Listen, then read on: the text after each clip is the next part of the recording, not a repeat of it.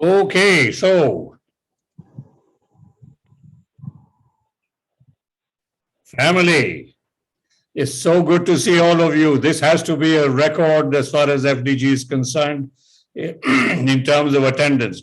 Welcome to the start of season 2 of the Family Discussion Group. Season 1 was a huge success simply because of the enthusiastic participation of so many of you. We covered diverse topics such as education, skills, gender, food, social media, economy, money, gardening, environment, movies, and more. All this gyan came from within the clan. It was quite a journey.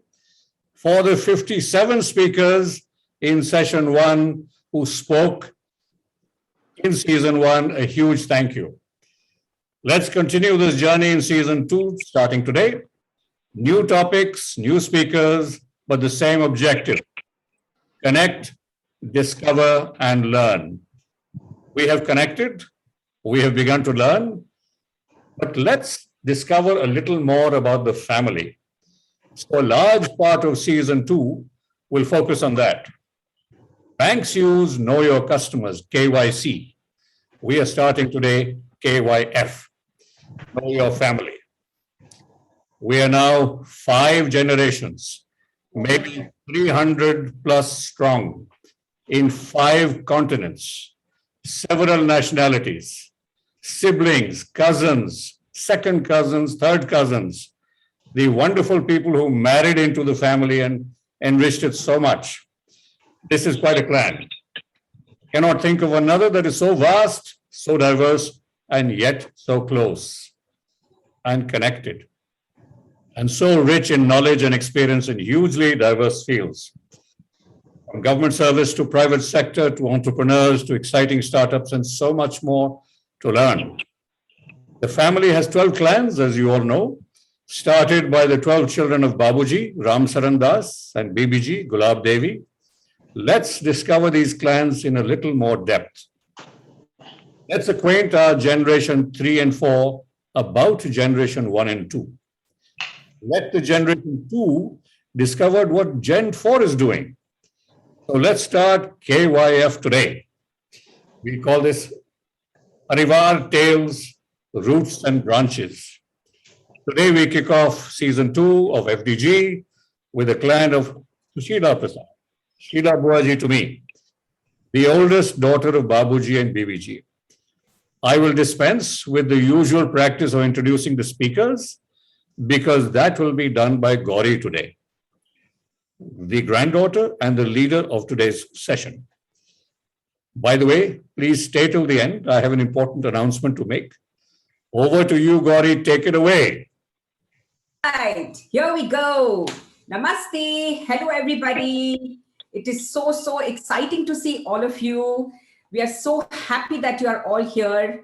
And as Ranu Mama said, we are the proud descendants of Badi Mummy, Srimati Sushila Prasad, who is the oldest daughter of Sri Ram Saran Das and Srimati Gulabi Devi, our great-grandparents. She is third in seniority in her generation after Raghbir Saran Das and Balri Saran Das, our respective Mamajis. Our Nani Badi Mummy, as many of you know, was a fun person to be with. We spent lots of time giggling together and listening to Jagjit Singh ghazals. She was married to Rajeshwari Prasad, a PCS officer who retired as statistical advisor to the government of Malaysia. We have very fond memories of him and the way he always stayed connected to us through the letters he would send us while he was abroad. Their 2 daughters, Asha Bhatnagar and Meera Saxena, are role models as homemakers, and their hospitality knows no bounds. Mummy is an artist and was a keen sitar player. She was the coolest mother who loved hanging out with all our friends. She's married to Bhuvneshwar Swarup Bhatnagar, a doting father and an executive at Tata's with an impeccable reputation. He was known for his infectious laughter and his quick visits between meetings with family members in Delhi, even if it was for just 5 minutes in transit. Bapu and Mummy have 2 daughters, Poonam and me. Poonam got married at a very young age of 18 and is a proud homemaker who cherished her time as treasurer and board member of Sanskriti School in Delhi for 2 years. She's the best sister in the world who never, ever gave me a reason to fight with her. She used to get mad at me for wearing her clothes, wearing her jewelry, and always welcome me to go out with her friends, if you please. She's married to Shantanu Kansal, obviously a cradle snatcher for me, retired IAS officer with a formidable reputation and completely devoted family man who is passionate about bridge, gardening, and travel. I could never have asked for a better brother-in-law who has been more of a son to our family. Poonam and Shanu Bhai have two sons, Ankur and Anubhav. Ankur works at Zenzer and Foolproof, managing a wide portfolio of customers. His wife, Radhika, is a maxillofacial surgeon at a hospital in London. Both are avid travelers and foodies at heart, making the most perfect couple. Anubhav heads corporate sales at a global startup in Dubai. He's full of mischief, as you will see in all his photographs. He's married to Namrata, whom he met while pursuing his MBA in Paris. She started a company called Shift Eco, which sells eco-friendly and organic products online. She always goes out of her way to spend time with mummy when she visits. We feel so blessed to have such wonderful daughters-in-law. I am Gauri, Poonam's younger sister. I spent 6 years in the travel industry, and now my husband Gittu and I own a factory in New York which manufactures decorative brass hardware. Gittu is a keen golfer and is passionate about sports, something he's passed on to our kids, and again, a great son-in-law. We have two daughters, Mitali and Ritika. Mitali, the older one, is passionate about acting and politics. She's currently working for an organization which does social media and events for the Democratic Party and other related causes. Ritika, our younger daughter, is currently doing an internship with the UN Global Compact Environment and Climate team. They are both the life of the house, and all four of us love playing board games together. Now on to our darling Meera Masu. She's a Buddhist chanting group leader and very spiritual in thought and deed. She's famous, Masu, for falling asleep while watching movies and denying that she's not sleeping. She was married to Rajendra Saxena, a reputed railway officer and an authority on railway budget, freight, and fares. I have spent many memorable times with Mausaji, going for Filmfare Awards, movie premieres, watching live cricket matches. Masu and Mausa have two children, Chandana, who most of you know as Chinu, and Gautam. Chinu is a primary Montessori school head teacher, very popular, and Ekal Vidyalaya youth coordinator. She hosts excellent get-togethers at her place and has put together a lovely cookbook with the recipes of our family members. She's married to Ayush Asthana, who works at omni-channel marketing and handles analytics and marketing insights for Big Pharma. Gittu and I stayed in the same apartment complex as Ayush in Michigan, and we spent many days together playing Scrabble and ping pong. Gittu always used to say that Ayush and Chinu would make the best couple from the time he saw him, and guess what? It turned out to be so true. They have two wonderful sons. The older one is Rohan, who's an account executive at Amerisource Bergen. And Shravan, the younger son, studies at Penn State University, majoring in biology, neuroscience, and economics, and doing medicine thereafter. Both Rohan and Shravan are such wonderful boys who love spending time together with their cousins and are always curious to know more and more about the families. Gautam is posted in Singapore and has started his own company, which handles impact and venture capital. I can write pages about Gautu as a kid, but my most embarrassing moment with him was when he was about 3 years old. He pointed a finger at a Sardarji and said, "Sardarji ki khopri mein 12 ande the. Ek anda phood gaya, hai Ram re." It was really so embarrassing. I had to quickly hold him in my lap and run away from that Sardarji. And I had to, and of course, he's now married to Shabnam, who works for special need kids and is also an artist. She's a very special person, and we are so blessed to have her in our family. Gautam and Shabnam have two kids, Tanvi, The older one, who's 15 years old, she's into fashion photography and loves playing the drums. Although we don't meet that often, Mithali and Ritika love hanging out with her and spending quality time together. Her younger brother Siddhant is in 7th grade and he loves playing cricket and the guitar. He's just as mischievous, if not more mischievous, than Gotu. Now I'll turn it over to Poonam to speak about Mummy's memories about our grandparents and her memories on Papaji and Badi Mummy. Poonam, over to you. I'd like to talk about Badi Mummy, Sushila Prasad. She being the eldest of the sisters amongst the 12 siblings, as Gauri just said. She was proud to belong to a progressive family. She had her education in Annie Besant College, Banaras. She would tell us how well boys and girls mingle in the university. In those days of yore, she was a member of the Theosophical Society. When she and her sisters graduated, they would be felicitated with a band and garlands, she would tell us. She gave us the privilege of spending invaluable time with her friends and contemporaries from her college, a very accomplished set of people. We also had the good fortune of having her come and stay with us in Linsugol with Shantanu and me, our first ever posting, and also in Bangalore when we were posted in Bangalore. She was full of tales of her life in the districts. How when Papaji went on tour, his entourage of cooks with provisions of groceries and jalika baksas and cleaners would travel. She gave me handwritten, invaluable household tips. I was getting married just a year after school. She wanted me to complete my graduation. How could the granddaughter of a graduate not be a graduate? That was her refrain. Yes, Mummy. Badi Mummy was always so prim and proper and so well turned out, connected with every single family member, always concerned about everybody, had an adorable, infectious laughter. She bought me my first ever Kanjivaram sari when I was only in the 7th standard. Loved her puja when she sang with gusto. She loved chocolates and would join us in our treats, but also counseling us when they were bad for the teeth. She was a total darling. Meera Mosi, I hand over Badi Mummy to you now.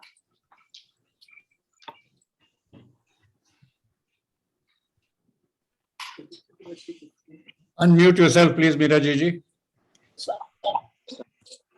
Okay, Mummy was the third among the 12 brothers and sisters and the eldest of the 7 sisters of the Das family. She was a motherly figure to the three youngest. Shilki Bill to Badi Mamaji, Sheila Bobo to the younger siblings, Badi Mummy to her grandchildren and great-grandchildren. Mummy was born on the 15th of August and left us on the same day.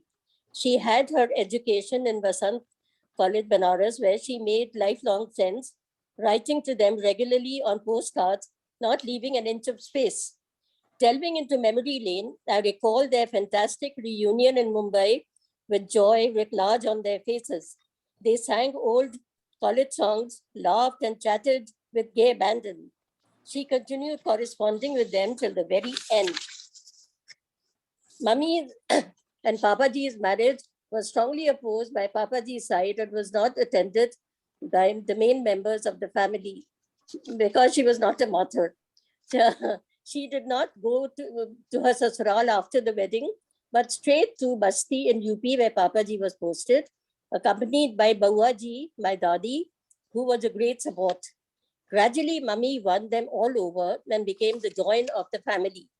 Mummy adored family and enjoyed chit-chatting with them through her phone calls, inquiring about their welfare. Normally, she had a cup of milk and veggies for dinner and would retire early. But come someone from the family or friends, the routine was totally forgotten. She relished the sumptuous dinner that was prepared and retired only after everyone had left. She thoroughly enjoyed visiting relatives and going out. I still remember how she insisted on taking us all out with Dr. Mamaji just before the Asiad and view the mammoth preparations going on. This is how interaction with family, friends, and zest for life raised her spirits and delighted her. Disciplinarian in her own right, kitchen ki tayari, assembling all the ingredients before cooking, proper laying of beds, not moving out without an umbrella or dark glasses, to mention a few. She was also a great stickler for cleanliness. She was very appreciative of well-dressed people, was also herself well turned out. and won the admiration of all with her dignified appearance and magnetic personality. She was benevolent, large-hearted, loved and respected by one and all. Now coming to my father, Papaji. Papaji was born on the 14th November on Jawaharlal Nehru's birthday and Children's Day. He was thrilled and delighted that Charu shared his birthday with him and doted on her. Papaji adored children. After all, he was born on Children's Day.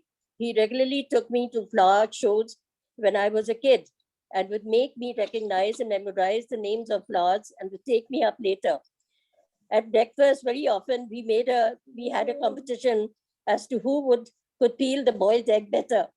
Once in Nainital, he came to pick me up in school, and by the time I reached, he was surrounded by my classmates. He excitedly asked them to give their first names, and he would add the surname. There was fun, laughter, and amazement all around. Of course, he had asked me that learned the names earlier. Papaji and Bhagat Sir and Nausaji enthusiastically made Deepak and me participate at the annual Ramakrishnan Mission elocution contest for many years, once both of us carried away prizes. My father had a great sense of humor too. Once, while sitting leisurely, he exclaimed to my mother, Sheila ji, I would like you to be my wife in the next life too. To which she promptly replied, no thanks, I have better plans. He loved and appreciated good music and took us to many cultural shows, those days mainly in Sapru House, where Asha Didi had given a much acclaimed sitar recital. He played the tabla very well, and the dhun Kehrwa was his favorite. And he loved dancing to it. At a Punjabi neighbor's daughter's wedding sangeet, he enthralled everyone with his rhythmic movements. Papaji expressed his gratitude to our loyal Ganpat, who had served him since they got married, by getting his son fixed up in the railways. Ramji, who had been with us since Poonam's birth and accompanied my parents to Malaysia, was also given the job as a chauffeur in the second house by the grace and courtesy of our dear Brigid Mamaji. Both of them respected and adored their Bahuji and Sahab as they addressed them. My parents were wonderful human beings. They adored and respected each other's families, showered them with love, care, concern, supported and embraced one and all. My deepest tributes and homage to them both. May they keep guiding, inspiring us, helping us to inculcate the values they have bequeathed to our younger generations. God bless them both. Over to you, Gaidi. Poonam, over to you for Papaji. My Nana Papaji, he hailed from a Zamindar family. He graduated from Agra University, where he was adjudged Mr. Agra. He was really well known for his looks. He was well known for his personality and his brilliance. He had a tremendous sense of humor. He went to London to write the ICS exam, where he topped all his papers. Sadly, he had a nervous breakdown during one of the papers and hence lost the opportunity to make it to the service. He subsequently made it to the PCS, the Provincial Civil Service, and later was promoted to the IAS. He served as Collector Azamgarh, Bareilly, conducted the 1951 census of UP, and he used to play bridge with the Nawab of Rampur when he was posted over there. Post-retirement, he had a coveted United Nations assignment in Malaysia, where he was advisor for a good 5 years. As a grandfather, he devoted quality time to his grandchildren. He taught us how to cycle. He would take us to the dog shows. He would take us to the polo matches, walk us down Shanti Paths, teaching us the currencies and flags of the various countries. He ensured regular visits to Sapru House for viewing children's films. We were pampered silly with all the chocolates he used to send from Malaysia and an enviable collection of books and encyclopedia. He encouraged us to share our collection by setting up a library. As a matter of fact, we had a birthday party for the launch of the library. He penned long descriptive letters, some even on Chinese stationery, to show us how they wrote, not from the left to the right, but from the top to the bottom. He was a delight for the grandchildren. His sons-in-law admired him and worshipped him. He was deeply committed to his family obligations and truly a role model. I'll never forget from the time I was in school, he dreamt of me as a bride. And along with Buddy Mummy, even began to plan my trousseau. We treasure memories of her now. Truly one of its kind. I never knew that. Very nice. Now on to Mummy and Bapu. Mummy was born in 1933 in Gonda in UP. She went to high school at Loreto Convent in Lucknow and got her bachelor's degree from Allahabad University. A few years back, after Yashvi Mama's 90th birthday, she was actually able to visit Loreto Convent after decades in her younger years. She was known for her beauty, and to this day, Yadvir Mamaji and Mamiji tease her about her boyfriends and Gittu about her Laffar Jannus. Mummy has always been the most amazing mom and wife. She's pampered Bapu by taking care of his clothes, filing on his papers, and always stayed on top of his every need. Her kids were her life, and now her grandkids are her life too. She always made sure our lives were filled to the brim and fun. Whenever Bapu used to travel, Mummy would just take us off to the movies and out for dinners. She would tell Poonam and me to go out for parties, and can you believe it, to wear halters, which of course we never did. And to this day, Mitali and Ritika tease us that Mummy's modern attitude was totally wasted on us. Her hospitality and magnetic personality were the reason our house became the spot to hang out, dubbed as the Bhatnagar Hotel. Mummy has always been creative, an artist, a musician, a fashionista, a chef, you name it. She's famous for her unique wall hangings, cushion covers, lamps, mandaps, wedding thals, and much more. She has held many exhibitions at famous art galleries in Mumbai, and her table arrangements and kitchen were featured in magazines like Femina, Eve's Weekly, and Dharmyog. She completed a 5-year course in sitar and gave sitar lessons to foreign exchange students. Her classes were successful, but not exactly the most lucrative. She became best friends with all her students, and guess what? She eventually stopped charging them for the lessons. I guess that's why successful businesswoman was not mentioned in her introduction. As many of you know, Mummy is often the best dressed in the room. For many years, by the time we all get up in the morning, she was somehow always ready with a beautiful outfit, combed hair, and one of her signature bindis all ready to go. Mummy is also known for her impeccable organizational skills, keeping everything from old newspaper clippings to childhood memories in pristine condition. She even managed to leave her mark on our potatoes in her kitchen in New York, as you can see in one of the photographs.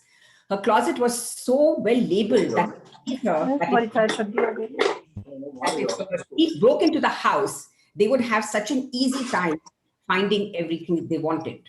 She's the most generous mom and human being, always putting our problems in front of her own. She's known for befriending people everywhere she goes, and she's a hot favorite of all the shopkeepers who go out of the way to take care of her. She's a dangerous person to give compliments to, because the minute she finds out you like something of hers, it will immediately come to you. Mummy, thank you so much for being a wonderful mom, grandmom. We are so blessed to have you in our lives. Now, Bapu was born in Sikandrabad, youngest of the 5 siblings. Many used to call him Prince Charming for his sharp looks and great sense of style. He graduated from the Allahabad University with bachelor's and master's. He was the first son-in-law to work in the private sector, joining the hallowed portal of Tatas, an organization he was proud to be associated with. He set up Tata Exports in the 1970s and worked with them till he retired. During his time at Tata, he started the leather division, which is now grown into one of the largest export houses. He was instrumental in writing India's export laws and setting up guidelines on how to set up export houses. Though not many people know about this, Bapu had a close connection with Dhirubhai Ambani. When he just started his business, Dhirubhai asked Bapu to help him get a loan against his wife's jewelry, which Bapu did. Many years later, we went to Anil Ambani's wedding. Bapu being Bapu, he made us cut all the long line of guests, go past security, and he marched right up to stage with all of us behind him. Dhirubhai was still recovering from a paralytic stroke, was not getting up to greet anybody. But the minute he saw Bapu, he walked across the stage to greet him. There was pin drop silence and everybody was shocked. To this day, Gittu cannot get over this. Bapu was a doting father, but very strict and traditional. He always insisted that the whole family sit together for meals and made Poonam and me serve guests before eating ourselves. He was so proper that he even ate pizza and toast with a fork and knife. He also loved organizing outings with the extended family. One day he said, let's go for a picnic. And guess where we landed up? Udaipur. We drove 2 days to go for a picnic to Udaipur. Some of you may recall from witnessing it firsthand, Bapu had a very disciplined exercise regimen, loving his yoga and his walks to the extent that during one of our lunches at the Oberoi, he literally went to the concierge to ask them for a space to do his yoga. Just imagine. As strict as he was as a father, everything went out the window by the time he had grandchildren. He loved playing with the grandchildren. Ankur and Anubhav used to follow him around and copy him exercising. And Mitali would force him to be a doctor while he was a pretend patient. It was always cute watching the 4 grandchildren trying their best to tie his 3 strands of hair into a ponytail while he laughed his signature laugh. We really miss you, Bapu. Now, Chinu, on to you for Mosu and Mosaji. So Gautam is going to talk about Mummy, and then I will talk about Papa. Over to you, Gautam. Okay, thanks. Hi, everyone. So I really wouldn't know where to start about Mummy, but I will try and give it a shot. I'll start with a few characteristics. Let's go with family. I was quite fortunate to spend a lot of time with Badi Mummy, and I really see the epitome of her in my mother, with, of course, her own special sauce. She was in regular touch, as I'm talking about Badi Mummy now, with each and every family member across the generations, inquiring about their well-being, and also, the house was an open house, and you all would remember that well from personal experience. And I see that has continued very strongly with my mother.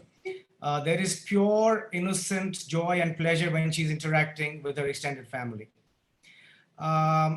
Positivity with conviction. She's a super positive individual, selfless. The sun is always shining, and there is a silver lining in every event. Everyone is good, everyone means well, and there is no judging anyone. So malice towards none. Faith and belief. Her Buddhist practice has only further embodied these inherent qualities. And with this practice, she's touching and providing strength and guidance to a large number of people. Strength and fortitude. Papa left us 10 years back now, always too soon for all of us. And she has managed her life and household beautifully, managing issues she never had to deal with before, with confidence and without a murmur. We've looked up to the stalwarts in Generation 1, and I think we are really fortunate to have a lot of those qualities and more probably in Gen 2. I'll end with an interesting story. A couple of years back, we were spending some lovely days in Nainital, Ranikhet with Ajay Mama and Muna Mami. And of course, when we talk about Nainital, we all think about Mummy going to boarding school at the age of 7, which with a handful of German nuns being entrusted to take care of her, which was quite, I just can't even imagine that at that time, in the 50s, I guess. Ajay Mama and Muna Mami arranged this trip down memory lane to Ramney Convent. And I kid you not, just watching Mummy, all of, at that time, I think 76, skipping around like a schoolgirl, showing us her hostel, her mess, all the points where she had strong memories of, and interacting with the nuns was just a pleasure to see. So yes, Malaysia and Nainital are both firmly entrenched in our extended family's minds because of the connect there. Chinu, over to you. Thank you, Gautam. I will now talk about Papa. My father, Rajendra Narayan Saxena, was born in 1937. He lost his dad at the age of 10 and had to make all his academic decisions on his own. He went to Lucknow University, joined the services, and got married. As a father, he was extremely modern and forward, not conservative or traditional as one would have thought. We could discuss everything with him. He bought us skates and badminton rackets in early high school, I think 8th or 9th grade. He wanted us to get into sports big time. I remember we traveled with him everywhere, being in the railways, and most of the states we had covered. His knowledge about the railways was phenomenal. Whenever we would go over a bridge, he would know how much water there was in that river or the ocean. Once in the train, I got lost talking to a friend, a couple of bogies ahead. And he was paranoid. He thought, I don't know what had happened to me. And he came looking for me. And that was the only time I think he really lost it on me as to, why I had gone away without telling him. The other time was sitting with the engine driver on the crew trip, which he was not happy about, but it was such a fascinating sight sitting on that train. The third thing I remember was that he got left behind on one of the stations. I think the train started, and he climbed onto one bogie way behind. And I remember I howled all the way thinking my father is lost. So these were some of the memories. His love for eating, for us eating non-veg. Being a vegetarian himself is something that tells you about him. I could never understand this. He would always say, let's go for a non-veg dinner, being a total vegetarian, not even egg. He used to do elaborate Dashera and Diwali pujas, 45 minutes to an hour. His jokes, his collection of music, his singing, his courage and being fearless is what both of us, Gautam and me, have in us even today. Whenever we were in any problems, he would say, Chinu and Gautam, I'm still alive. And that's what I believe in. He is still alive. Thank you. Over to Gauri Gigi. Ankur, over to you now for the rest of the generations.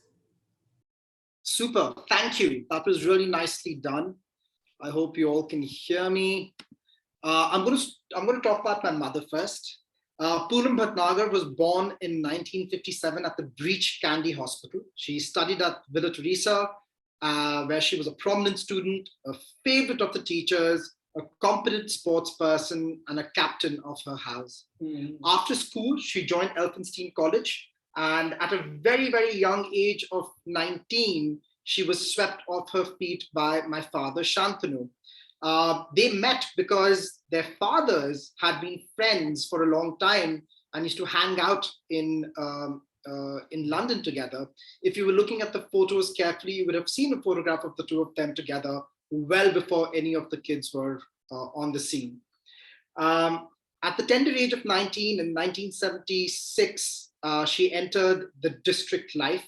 She did not know how to cook, and her experiments in that field had both ma and pa in peals of laughter and sometimes in tears.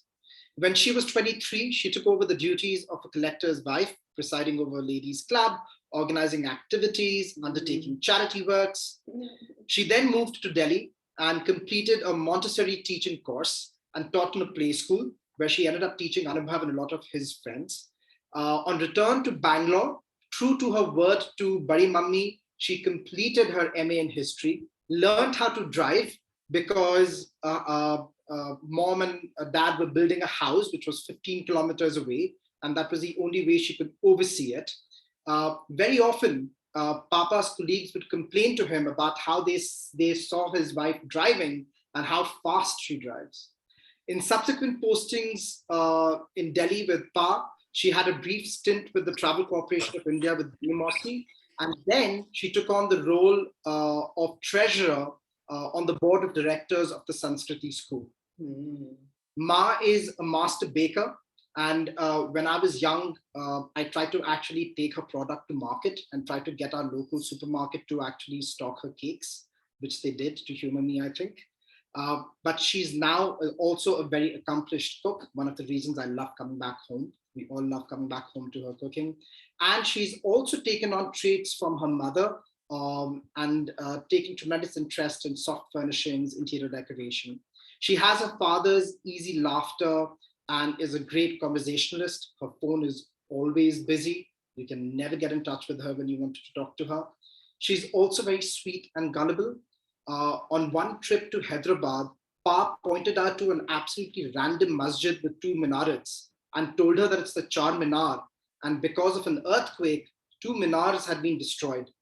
She absolutely believed it and expressed dismay about how she hadn't heard of it before. She is a wonderful wife, a wonderful mother, a wonderful daughter, a wonderful sister, and we are really lucky to have her in our lives. Now about Gauri Mossy. Actually, no, I'll talk about my father first. So Pa was born in Jaipur on 5th October 1950. He hails from a very, very close-knit family. He's the youngest of 4 children. He lost his mother at a very young age, but was fortunate to have 3 older siblings, of which 2 were sisters and really looked out for him and doted on him. He studied at St. Xavier's and was passionate about swimming and basketball. He actually went on to play for the state, the Rajasthan state team in 1966. He's a proud alumni of St. Stephen's, where he completed his graduation and post-graduation in history. He was the secretary of the Students' Union there and held 2 college colors. He joined the IAS in 1974 and was allocated the Karnataka cadre. He's held a wide range of posts, including ministries of home, mines, civil aviation, and personnel. I do want to talk about a particular story at the civil aviation when he was dispatched to Nigeria as a part of a task force to help rescue an Air India crew which had been accused of smuggling drugs. He had the privilege of being looked after in Lagos by Ranu Mama, Madhur Mami, Ajay Mama, and Mona Mami. He's a voracious reader, a passionate bridge player, a keen gardener, and takes pride in being a handyman. He's currently sitting on the board of ActionAid and the managing committee of several DPS schools. Now on to Gauri Mausi. Gauri Mausi was also born at Breach Candy Hospital on October 26th in 1959.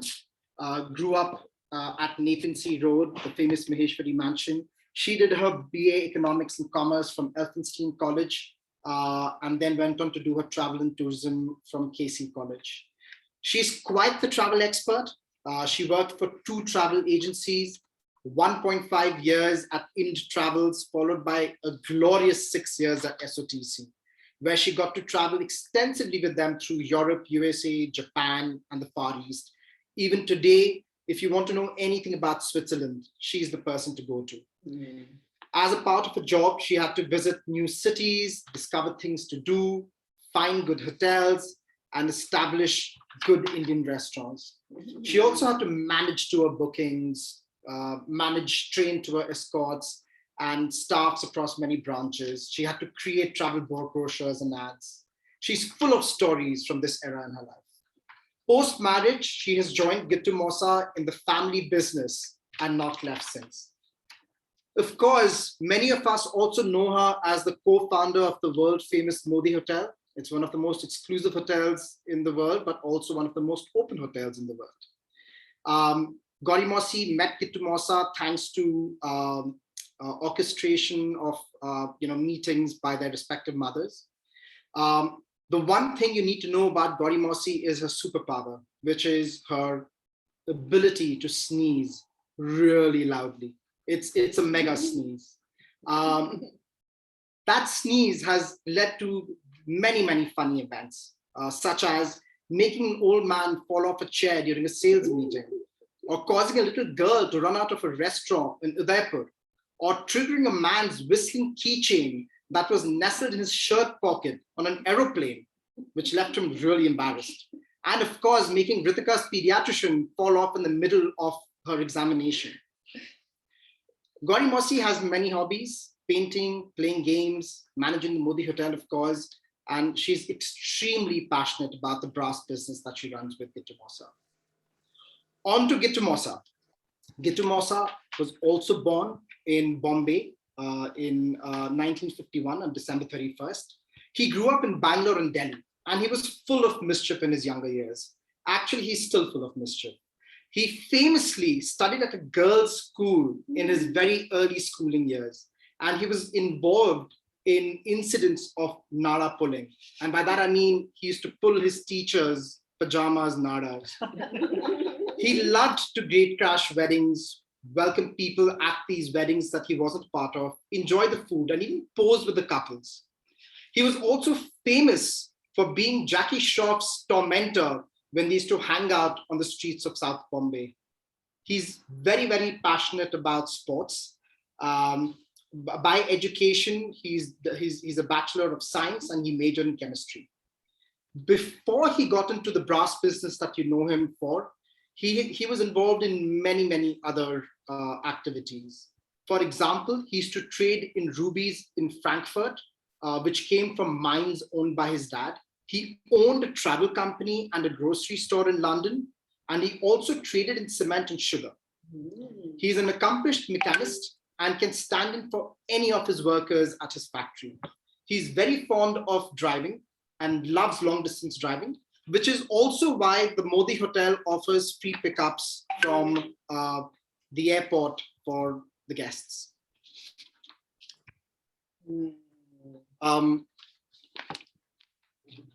Moving on to Shravan. Sure. So I will be talking about my mom. You all know her as Chinu, Chandana Astana. So she was born in November 25th, 1965, and grew up in Delhi. She went to Covenant of Jesus and Mary. And to this day, she's one of the most active Facebook group members of that batch of 1983.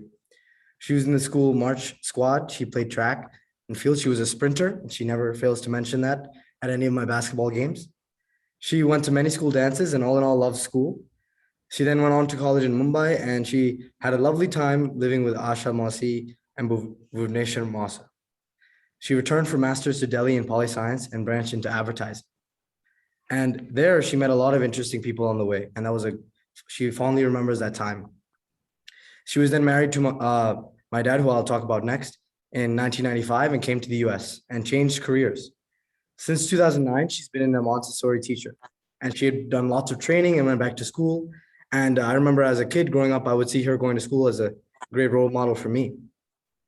And we know how much she is appreciated by all her students as a primary school teacher. She always comes home with stories about the kids. Either the kids are fighting with each other or they're hugging each other. Now, when they were on Zoom, I got to get a peek into that life. And she was teaching all these kids on the Zoom. It was the cutest thing. All the little 4-year-olds and 5-year-olds sitting just like we're sitting here to this session. They're listening to how to do the ABCs and count to 10. She loves to dance. She loves music. She holds a music session with some friends in the area, and she loves to sing. She likes to travel, do crafts, public speaking, emceeing, and teaching and connecting hearts and people. And so my favorite story of her is actually a teaching story. So throughout the years, she would, like I mentioned, she would come home with these different stories about different kids. And there was a few kids I remember who stuck out. I'm not going to say their names, but I doubt any of you would know them anyway. But I remember she had children from 3 to 6. And I would hear about the same troublemaker from 3 to age 4 to age 6. And I would just be so funny. The same child would be doing the same mistake or doing the same thing. And it would always be fun to listen to that, the joy in her voice that she has when she talks about her work. So next, I'll talk about my dad, Ayush. He's an interesting fellow. He hails from Lucknow in Hardoi and was born in July 8th, 1962. Comes from a familial pedigree of educators, lawyers, doctors, and administrators. He really did live all across India, and he has many great stories about that. Spent most of his time living in New Delhi and moved to USA in 1985. And as he puts it, he's currently residing in Pennsylvania with his lovely wife and swashbuckling sons, myself and Rohan. He's extremely interested in the arts of the early years with a flair for poetry and painting, but chose a line of work that would be intellectually challenging instead. But I would challenge that and say poetry is just enough challenging. It's credentialed with multiple degrees and areas of thought, economics from Delhi School of Economics, and he got his MBA, and he has many of these marketing degrees from Auburn and from Penn State and Michigan, then from Notre Dame even, and he's just consistently learning, always studying. Now he's at Teva Pharmaceuticals, heading up omnichannel marketing and analytical insights. He previously spent time with Sanofi, J&J, and business consulting, all in the pharmaceutical field. He loves to read, analyze. He has an eclectic passion for art films, culture, music, and looking forward even more to world travel, gardening. He loves to fix things, and that's where I got my fixing things attitude from. And he wants to return to abstract and impressionist painting. Fun fact about him, he failed to learn French, German, and Swahili, as well as swimming, skiing, and skating, but he's always been survived being thrown off the raft of life. And this is a true story, according to him. We went whitewater rafting with my brother and our friends, and he fell off the boat. At the end of the journey, after we had gone through all the rapids, we were now in a calm area, and we hit a rock and he fell off, and we got him right back in. And then he told us that, you know what, when I was young, your age, I was stuck under the raft for 6 minutes. And he said that he held his breath down there and he came out, and they found him a mile away on the same river. So there it is. There's a picture of us rafting. So it's a lot of fun. So when he says he survived being thrown off the raft of life, he means it in multiple ways. Okay, now we can move on to Gautam Mama. Gautam Mama grew up in, yeah, there he is. He grew up in Delhi along also with my mom, of course. He was born in, September 4th, 1970.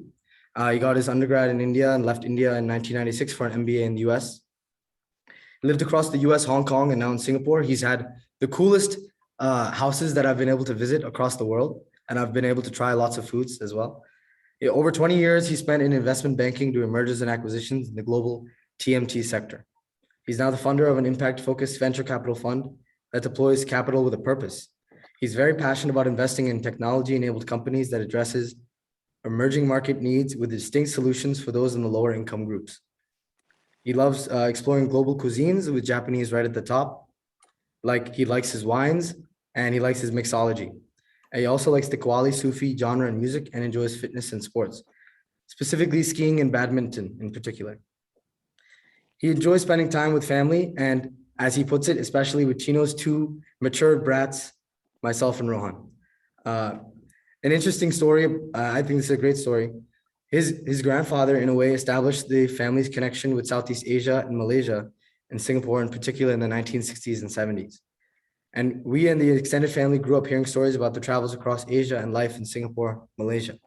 2 generations later, that connection is now reinforced, as he has spent the last 15 years in the region and coincidentally has strong business and personal ties to Malaysia. Though I have little memories of him to my regret, I do believe he's smiling at the reconnect with his blessings, says Gautam Mama. My personal story of Mama is that I remember visiting him when I was very young. He was the cool uncle. That title has since been changed. No, I'm joking. He was in New York. I remember we would visit him all the time, and it would be a great blast to see our cool uncle. He would take Ron and I out on trips.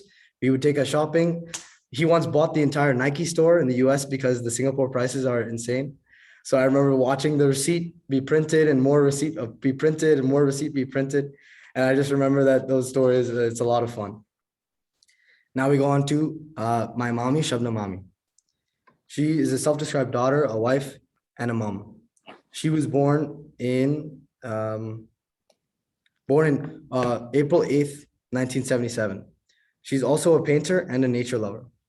She grew up as an army kid. She traveled all over India and lived in various cities and cantonments. Her educational degree was in Japanese language from JNU. Her New Delhi career progression, work with special needs. So she has an awesome, funny story, and this is also an insight into the Singapore way of life, which I think is actually very true. A few days back, while driving on a busy street here in Singapore, she saw the most unexpected sight. In the midst of a busy traffic signal, 5 rather unusual pedestrians were waiting at the pedestrian walkway to cross the street.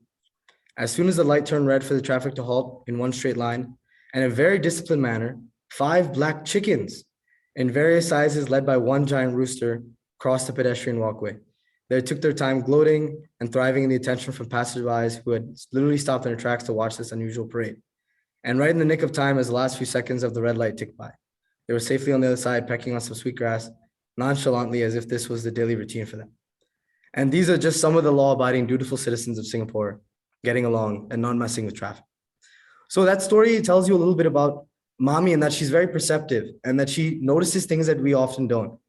And one thing I remember fondly about Mami is that one time I had an ear infection. We were in India, and I've always had ear problems. And I had, in the US, India medical system is a little different.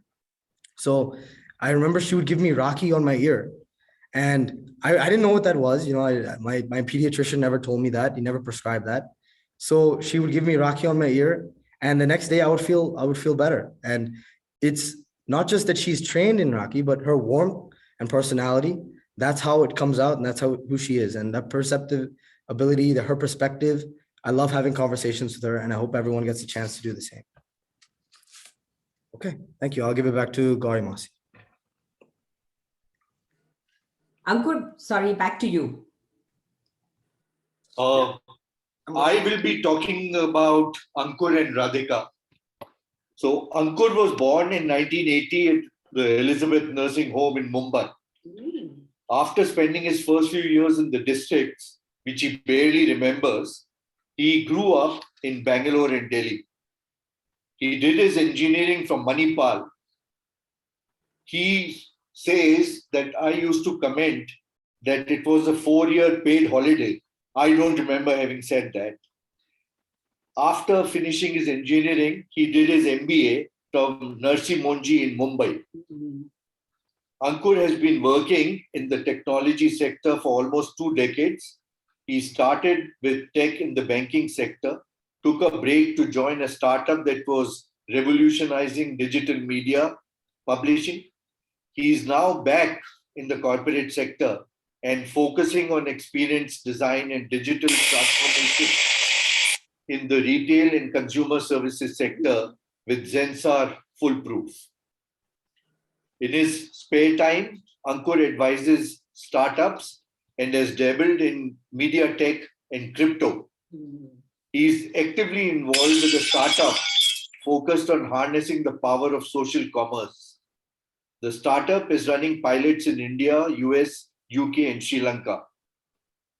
Ankur has also produced or co-produced a book for children with his mother-in-law titled The Kittens Who Would Not Meow.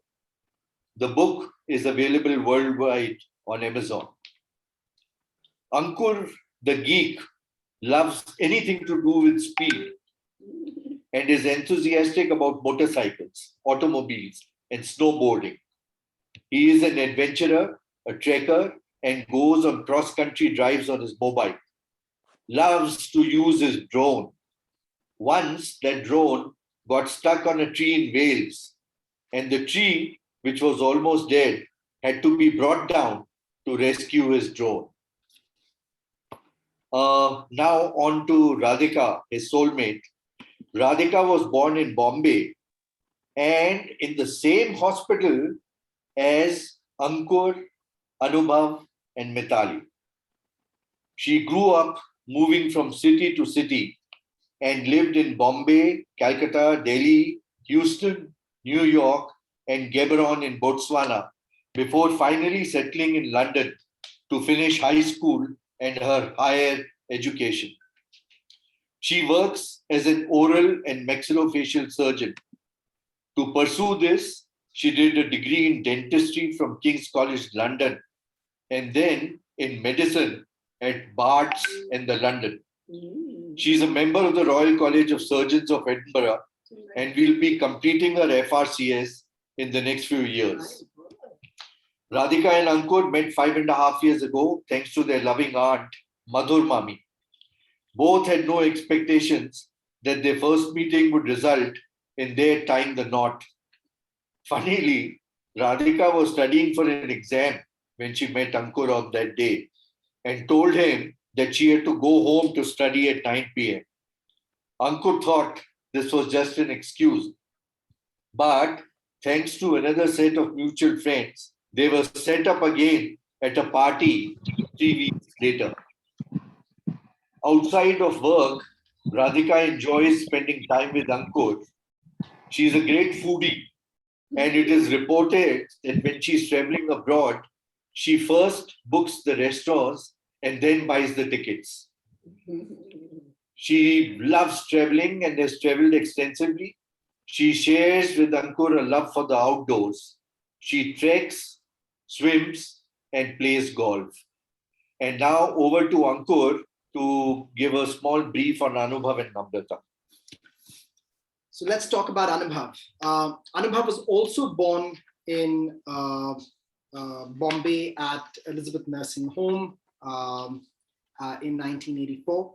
He grew up in Bangalore and Delhi. He went to Sardar Patel Vidyalaya in Delhi and then to National Law School in Bangalore for his law degree, which also my father, I know he'll deny it, referred to as Anubhav's 5-year paid vacation.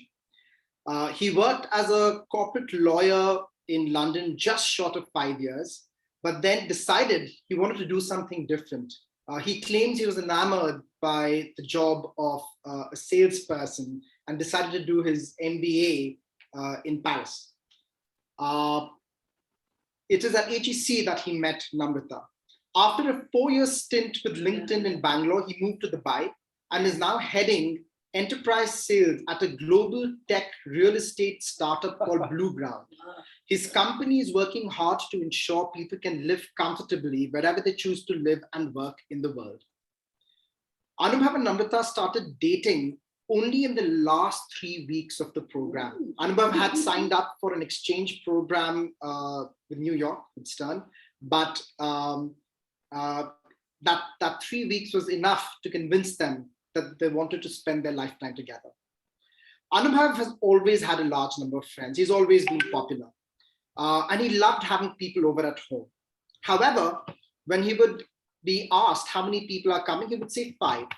When people would turn up, it would always be 15 or 20, leaving Ma in panic and always rushing last minute to cater to the larger group.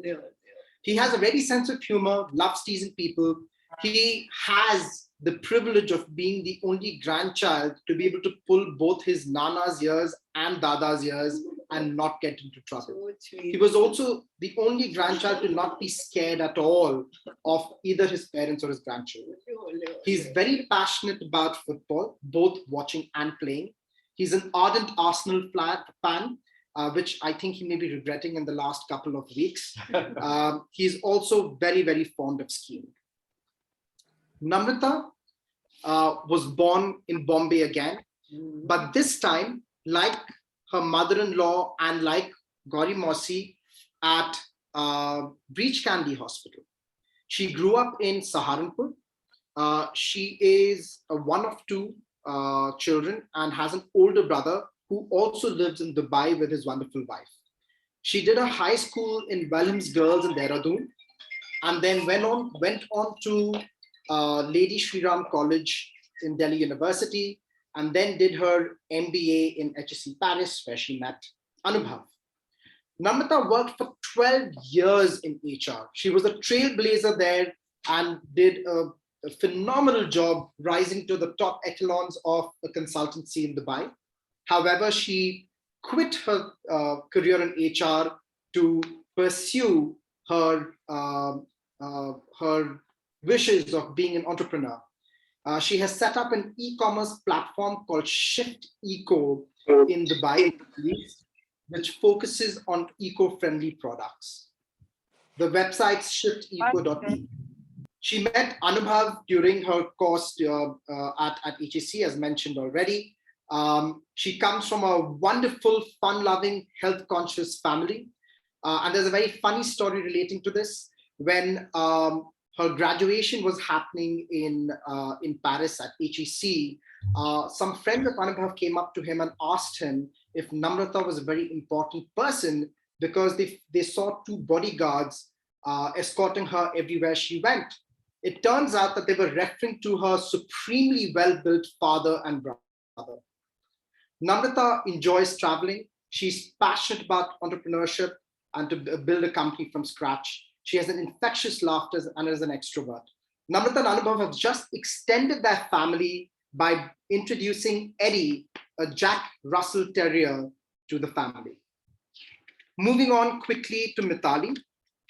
Mithali is the eldest daughter of Gittu and Gauri and was also born at the Elizabeth Nursing Home. It's quite incredible. I think, I hope we got a volume discount for this. She grew up in New York. She did her bachelor's in film and television production from California State University. She started out doing improv and sketch comedy, then moved into stand-up. You should be able to find her video from Gotham Club on YouTube. and she's now working for the now Vice President Kamala Harris. And her life now exists somewhere in the intersection between entertainment and politics. At the age of 4, Mithali thought it would be a great idea to turn their apartment into a swimming pool. So she collaborated with friends to make it a reality and ended up filling the kitchen with about 6 inches of water. The most impressive part of this operation was that not a single drop of water ended up on the carpet of the adjacent living room.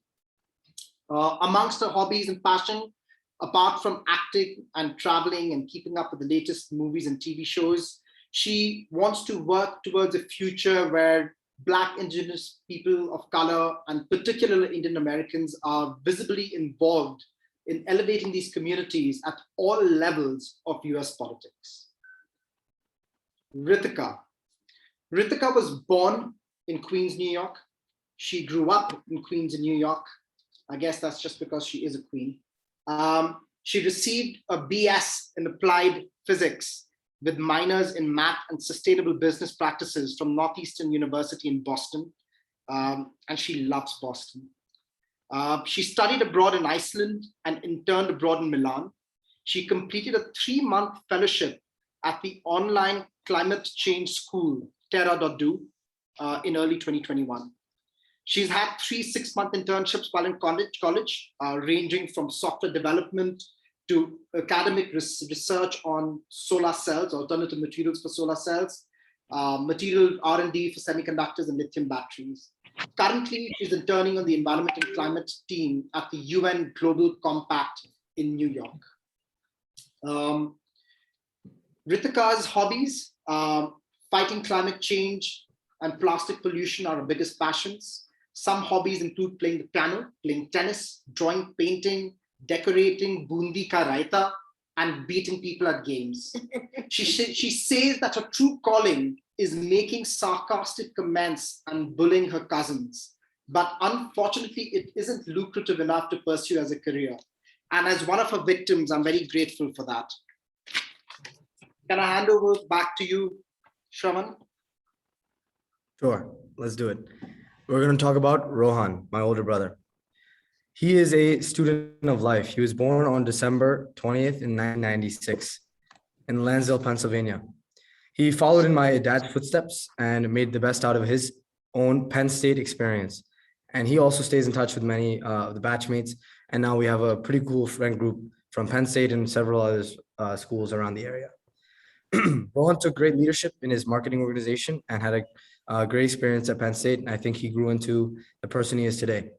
After several strong internships in Arizona, Singapore, and then in King of Prussia, he is now an account executive in healthcare distribution in the Hawaiian Islands. He has managed massive deals and distribution channels in the diverse and seriously challenged Hawaiian health system.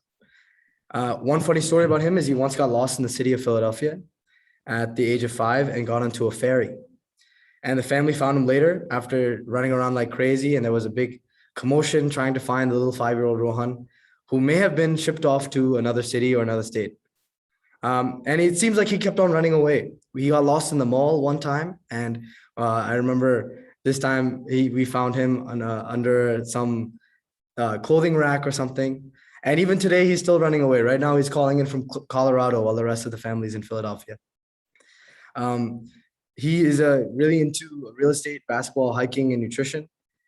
He's fond of the Philadelphia 76ers. In fact, that's our family's favorite team. He enjoys going whitewater rafting and seeing great locations, just as the Grand Canyon of the Adirondack Mountains. He is a deep thinker and enjoys reading and learning about many different topics, from finance to real estate and mindfulness. So my favorite story about Rohan is not really a story, but just an experience. When he went to Penn State, it was a continuation of my dad's time there.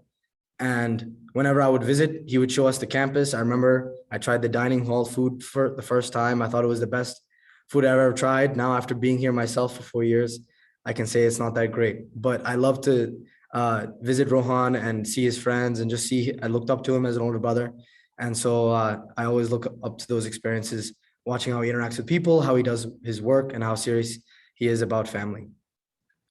So next, if you'll allow me to indulge myself, I'm going to talk about myself in the third person. Shravan grew up in the lovely little town known as Lansdale. In this close community, he grew up enjoying these connections, and he quickly fostered an appreciation for service to the community. Into middle and high school, he began thinking critically about a potential career. And with a growing interest into the sciences and their potential impact, he narrowed in on medicine. Now at Penn State Schreier Honors College, where he's followed in his alumni's footsteps, he is a major researcher and leader among other students. He's interested in neuroscience and adding roles in teaching or other clinical exposures on his journey to medicine. Right now, Shravan is in the midst of the application season and has several interviews coming up for medical schools. Shravan is also a huge Philadelphia 76ers fan. This is the professional basketball team, which the entire clan calls home, the home team. He even calls into the radio shows to talk about the teams. So Shravan has gotten into arguments with the radio show hosts while he's driving around. He'll call in and say, no, that's wrong. We need to trade him, or he needs to play more.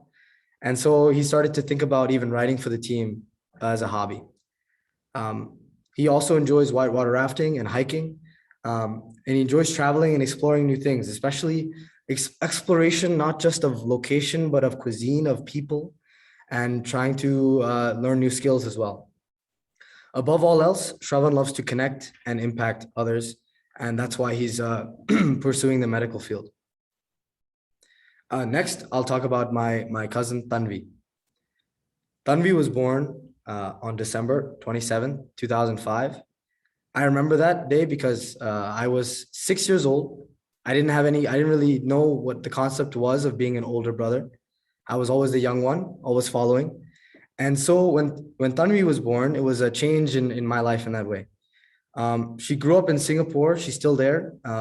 And she is currently in school at the United World College of Southeast Asia. Career progression. She's in grade 10. So it's more of an educational progression. You wouldn't expect her to have a career in a grade 10 yet. She's doing CSE exams this year. This is very impressive. She's currently doing a photography internship at a fashion company. And she's talked to me about this experience. And I think that she's doing a great job. And she sent me some of her work that she's doing. And I think some of her slides are better than the material I put together. So I'm very impressed. She loves to play drums. And one of her highlights of her week is playing drums and singing with her teacher, who in his own right is an interesting fellow. And she really enjoys to learn the music. And I can tell that that's one of her major hobbies. Like I said about photography as a career choice and in fashion, it also starts with a hobby and passion. And she enjoys to take pictures. And she's even into boxing and Muay Thai in her spare time as well. So one of my favorite stories about Tanvi is that I remember when we were in the old Hong Kong, when Mama and Mommy were still in Hong Kong, I would visit. And I remember Tanvi, we were playing some sort of game in the living room, and she fell and she hit her head. And so nobody noticed except me and Rohan. And so we had to try to keep it quiet and try to make sure she was okay. And I just remember all I did was I just distracted her by playing the game. And immediately she went from crying, bawling her eyes out, to that same innocent smile that you see on the screen. And we luckily avoided a lecture from our parents, and she turned out just fine. So I don't want to hear any complaints about that. Next, I'll talk about Sid. Sid's an interesting guy as well. Sid was born on December 22nd in 2008. He's a 12-year-old kid who plays cricket and loves to chill at home and play video games. He was born in Singapore in the Elizabeth Hospital, and he grew up in the condo called Beverly Hills with a lot of friends. He goes to a school called UWCSEA. That's the same one that Tanvi goes to. And he's in the 7th grade.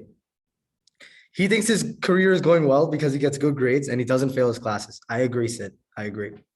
One funny story from him is that he was playing in the pool with one of his friends and they slipped into the pool, and then another person slipped into the pool. And next thing, before he knew it, all of them had fallen into the pool out of laughter. And his hobby is in cricket, and he's a bowler. And I personally think that Sid might play for the Singapore team one day, based on his build. I remember Rohan and I playing with him as a kid. He was our youngest brother. So we would roughhouse, we'd wrestle, do these things. And now he's taller than us. So I can tell every time I talk to him on the phone, he's plotting about ways he's going to get back at us. And I can just imagine that he's going to beat us up one day. But overall, Tanvi and Sid, growing up with them as our little cousins, they would visit us in the summers and we would visit them. And we have lots of memories together, lots of games we used to play. And it's been awesome watching them grow up and develop into the young adults they're becoming. And with that, I'll hand it back to Gauri Masi. Thank you, Shravan. I'd like to thank everybody who helped and contributed to put this together. A very, very special thank you to Ankur and Shravan for taking the lead on this. Ankur, a brilliant presentation with all the slides, despite the fact you were traveling to India and had a very busy schedule. Badi Mummy and Papa Ji instilled such strong values in Mummy and Meera Mausi, which were in turn passed down to each and every one of us. We have such memories of growing up surrounded by family in India. And I know I speak for all of us when I say that it's wonderful to see the way Gen 4 is carrying forward the tradition of staying connected despite being all over the world. We hope you have learned something new about this branch of our family. We look forward to the rest of the 11 sessions. Thank you, darling Ranu Mama and wonderful Chand Bhaiya for giving us this opportunity. And before we hand over the session to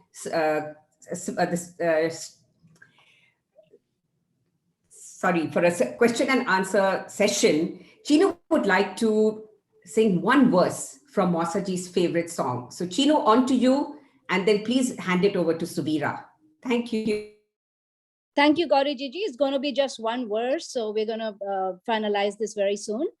जज़्बे दिल गर मैं चाहूं हर चीज मुकाबिल आ जाए जज़्बे दिल गर मैं चाहूं हर चीज मुकाबिल आ जाए मंजिल की तरफ दो गाम चलो और सामने मंजिल आ जाए जज़्बे. Bye bye. Thank you, everyone. Very nice. Wow. Over to Subira.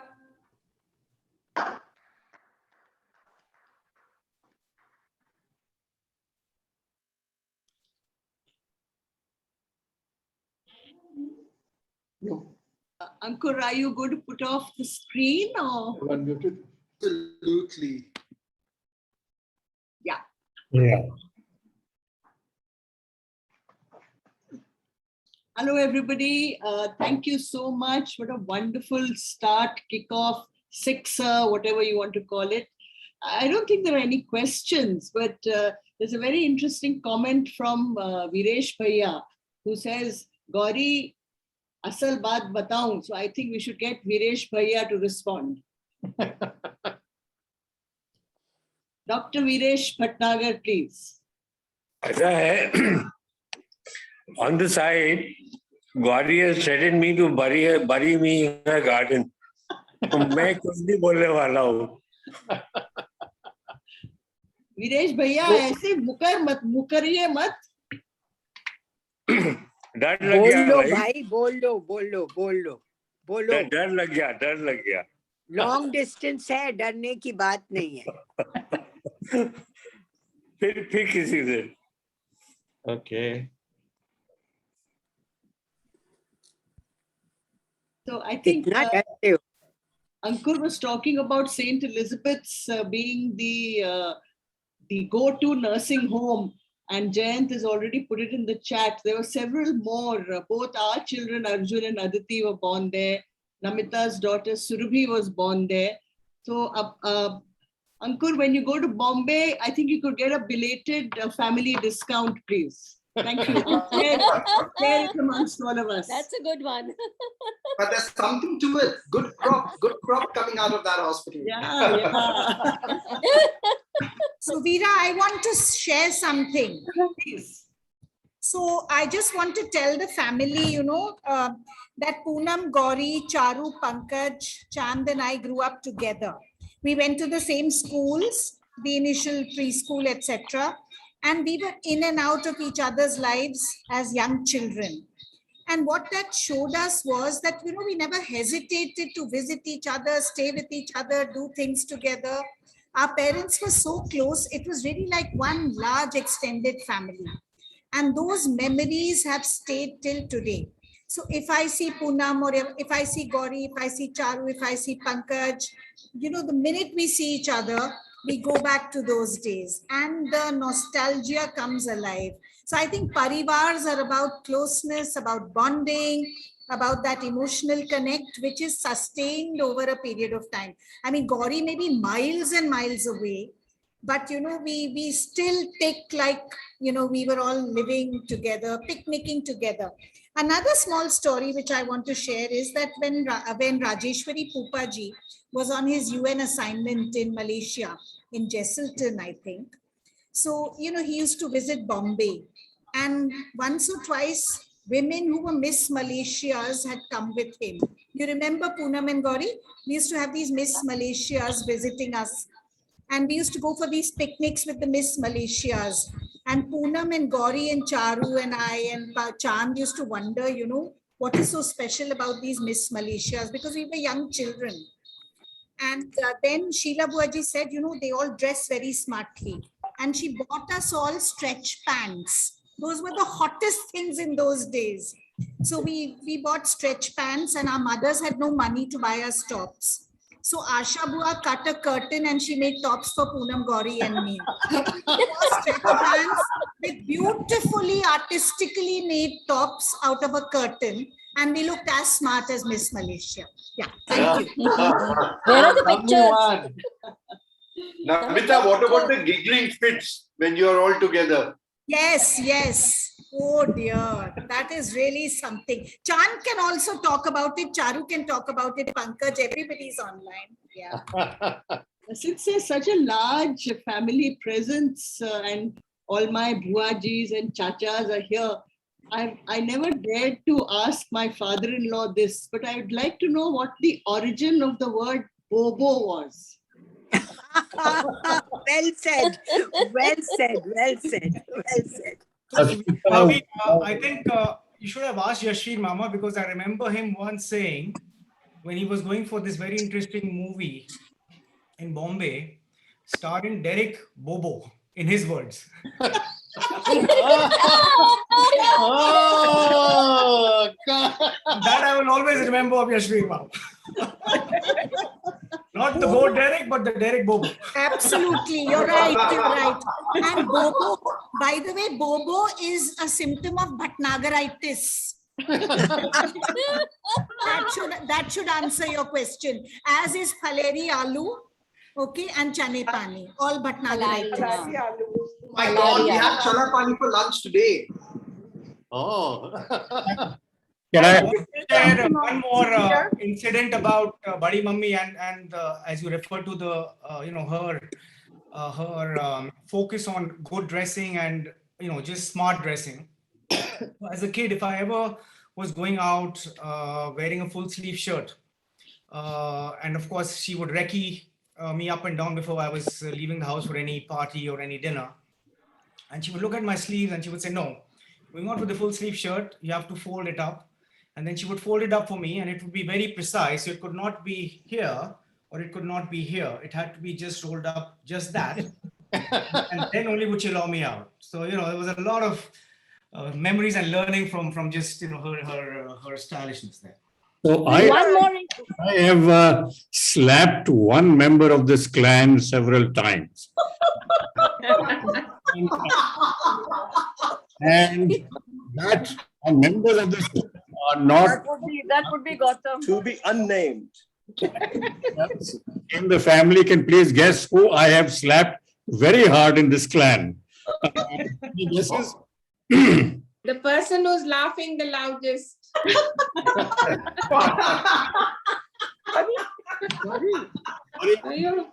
Would you like to relate that story, please? This is why I'm so swollen up on my face. We were in Lonavala and I suddenly collapsed. I fainted. And I opened my eyes to see Ranu Mama slapping me and holding a very chilled bottle of Coke. The slapping was only to wake me up. And then he took me on his scooter back to the guest house and he said, Gauri, keep counting till we reach the guest house because in case you faint, I know that you fainted. And guess what? It was a barat and Ranu Mama said, Gauri, I can't hear you louder. And like an idiot, I'm screaming, 301, 302, 303. The minute we reached the guest house, Ranu Mama threw himself on the bed and he laughed and he laughed and he laughed. And I got so mad at him. We had a big pillow fight after that. Yeah. And Gauri, Yes. Yes, Dishu Mama. Scooter reminds me of the scooter ride we had to a cinema hall where we saw Shauqeen in Bombay. Yeah. I picked you up from Talk of the Town on Marine Drive. Yes. And we went to a cinema hall, I forget the name, but we really had a rollicking time in that movie. Rollicking time. Yes, Dishu Mama. Endless memories. There's so much to say because I personally have had a very special equation with most of the members of this family, you know. I don't know the youngsters that well, but till Poonam, Gauri, Ankur, Anubhav, I mean, there's so much to say. I don't think we have that much time, but there are very, very fond memories, happy memories with most of the members of the family. But I think the finale has to be that Mitali has to tickle Gauri's nose and we have to just positively hear that sneeze.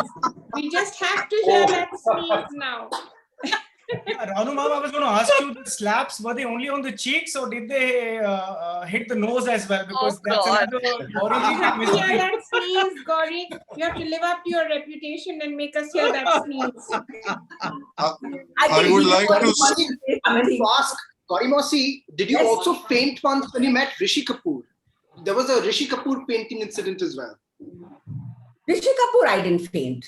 I made sure to be awake for that one. Okay, now the focus has to move to Veena Mausi. She's been trying to say something. No. I wanted to, I do want to add, because Badi Mausi's personality, the people you've been talking about, which is really so impressive. And she was so particular about dressing.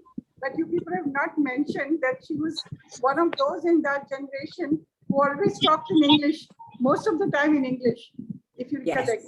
And that used to be Papa's teasing point. So whenever Papa went to her, he went to their place across. So Hamesha, Papa, जब बात होती थी, बड़ी मौसी जी would talk in English, and Papa would say, आप कभी हिंदी में नहीं बात कर सकते. So that was really a teasing point for Papa because he was very, very passionate about the fact that हम हिंदी में बात करें, इंग्लिश में क्यों बात करते हैं? हमारा जनरेशन वो तो अलग हो गया, लेकिन उनके जनरेशन में कोई नहीं बात कर रहे थे इंग्लिश में. And मौसी जी was so particular; she would talk in English only. So that was another very, very interesting fact about Mausi ji. I just wanted to share. Ranu Mama, thank you so much for telling this story. I have now finally figured out that with all the dieting that Gauri tries to do, the swelling on her face has never gone down. That swelling is because she's smiling so much. And I thought I would love to share with everybody that Badi Mummy and Papa ji were like a Nana and Nani for Pankaj and me. We didn't know our Nana and Nani, we never met them, but Badi Mummy and Papa ji made sure that we never ever missed having grandparents. And I think Vasant Vihar became our Nanihal all the years that we were growing up. So the other very special thing about Badi Mummy was, and which Meera Jiji's continue to date, was every time we would visit her, she would get rasgullas for me from this particular shop in Vasant Vihar. Meera Jiji, what is the name of that shop? I forgot. A block market. No, it was the C block market, Chinu. No. Oh, yeah. No, it was Gopala. No, Gopala is recent. I'm talking of way back then. Okay. I'm forgetting now. Yeah, and the things that we've done, Viresh Bhaiya forgets to mention that one time, of course, Chinu Gautam were much too young, but I think Gauri, Poonam, Pankaj, me, Chand, Subira, and I think, Namita, of course, I mentioned, and Viresh Bhaiya were there. And everybody was fast asleep in the afternoon, and Viresh Bhaiya took it into his head that we must go from room to room, recording everybody snoring. And we would creep into a room and then, record, and we would start laughing and giggling. And I think we got into trouble. I think the rest of it, Viresh Bhaiya would remember. I'm not too sure. And of course, the anecdotes of Pankaj and the riot he's created with Poonam and Gauri and Chand and Namita, and those will take up another session altogether. But yes, Badi Mummy was our Nani, and Bade Papa Ji and I shared a birthday. So it was always made a very, very big deal of 14th November became like really big because of Bade Papa Ji. Okay, just a word of caution before any other stories come out. This session is being recorded, okay? Ranu Mama, before you end the session, a special thanks to Rohan. Rohan took a overnight flight to Denver, and despite that, he reached early morning, and I'm so proud of him. He's still sitting here till the end of the session. Wow. So, and he slept barely for 3 hours, so thumbs up to our Gen 4. Gauri Mosi, right after this, I'm going right to sleep. Amazing. Hi, Rohan. Ranu Mama. Thank you for staying up with us. Yeah. Very proud of you. Yes. Hey, Ranu Mama, can I say something about Sheila Nani ji? Of course. The funniest or the most amusing thing about her would be that, she would call us. I remember it was 83, 82 when we used to live in Munirka and they were in Vasant Vihar. And she would call us and she would say, Acha, Vaishali, mere ko zara Vimla ka number de do, or somebody's number. And when you would give the number, she would start dialing the number as you were giving it, as opposed to writing it. And that would happen almost, all the time. So that was the sweetest thing about Mosi ji, which at least I remember from the younger days. And one more thing with Nagain Mosaji, which we used to really get into splits of laughter. Whenever he would come, Badi Mummy would be in the bathroom. So he would say, "Main jab aata hu, Sheila Bobo, aap bathroom mein kya karti hai itni der? Main ja raha hu." Chinu और एक बात मैं बोलना चाहूंगी I never did come, you remember? I mean, of course, so Papa used to say, भाई साहब आपके आने से पहले आपका पेट आ जाता हमको पहले ही पता चल जाता आप आ गए क्योंकि आपका पेट So Gauri, word from you whenever you want to end the session. I do want to say one thing. I in my life, I was lucky that I got to spend some time with Badi Mummy. I didn't get to spend too much time with her, but the fact that I got to meet my great grandmother is immense. I've given her only one gift in my life, and I don't know why I did it, but I was in school and I was studying the human digestive system. So I sketched the human digestive system on a piece of paper and gave it to Badi Mummy. She looked at very appreciatively, laughed very politely, said, "Well done, good job." And I think she put it up on the fridge for a bit. But yeah, that's my most prominent memory of Badi Mummy. Okay, guys, I have to make 2 announcements, please, before it becomes too late, all right? First of all, Vaishali is here. I would like us to congratulate Sumant and Vaishali over the wonderful event of New Power in New York. Vaishali, would you please come on? And Yeah. Sumant. Really spectacular, and the family. Yeah, we need to see Sumant. Very, very proud of you both. Yeah, no, thank you, Ranu Mama. Here, Sumant is here, and Hey, Sumant, congratulations, Sumant, Vaishali. Thank you. Well done. Well grace. done. Well done. Thank you. Good Thank you show. all. That's very nice of all of you. Terrific. And by the way, I've been listening into all of this that's been going on today. Very interesting. Ranu Mama, thanks so much for doing this. It's great to catch up with everybody. Wonderful. Very proud of you both in the family. Well done, really. Thank you, Ranu. We just heading to Gauri Didi's place. Our mother India in New York. We are going over to her place, and then we are going we are going to drop Siddhant to college. So that's happening in a couple of hours. So hence but I'm glad I made it through the session. I mentioned to you that we might be on the road, but we have our Uber waiting downstairs. And so we are running right now. So glad. Okay, bye. Bye. Bye-bye.